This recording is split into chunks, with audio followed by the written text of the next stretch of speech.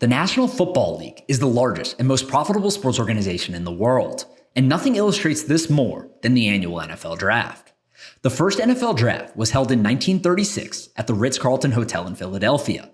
There were only 81 players selected, compared to 262 today, and that year's first overall pick, Heisman winner Jay Berwanger, literally decided not to play professional football and became a foam rubber salesman instead. Needless to say, the NFL certainly wasn't what it is today. But fast forward 45 years, and a new all-sports cable network called ESPN launched, and they asked NFL Commissioner Pete Rozelle if they could broadcast the draft. At first, Rozelle was confused. He wondered why anyone would want to watch him read names off a list, like a phone book. But he finally agreed, and in 1980, the first NFL Draft was broadcast on television by ESPN. But fast forward another 45 years, and the NFL Draft has quietly turned into one of the biggest and most anticipated sporting events of the year. Mock drafts dominate the news cycle for 5 months straight. Camera crews travel all over the country to watch these players work out at their pro day. And NFL teams have an entire staff of scouts dedicated solely to the NFL Draft for 11 months out of the year.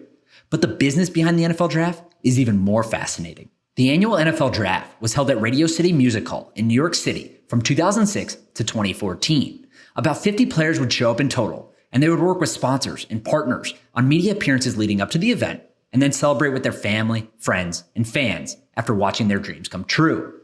Yet the NFL decided to hit the road for the draft in 2015, and the event has become even bigger. For example, the 2019 NFL Draft in Nashville, pre-COVID, had more than 600,000 people in attendance, and the city estimates that it produced nearly $225 million of economic value to the city. And consider this, more than 15.5 million people watched the first round of the NFL Draft in 2020 on television.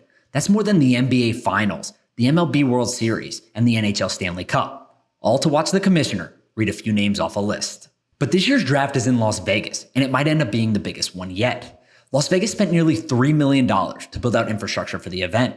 They expect over 600,000 people, a new record, to attend the weekend festivities, and they even placed the red carpet in the fountains at the Bellagio Hotel. The economic impact of an event like the NFL Draft is often debated, and rightfully so. Many of these projections often overstate tax revenue and conveniently forget that these families and the attendees have financial budgets.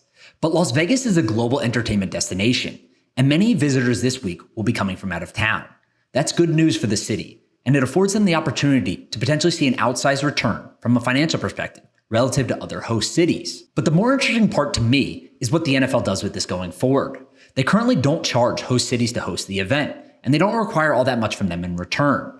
Will that change in the future? I don't know. But my guess is that the NFL knows this is a super important asset and will eventually look to monetize it intelligently. On that front, only time will tell, and we'll see what happens.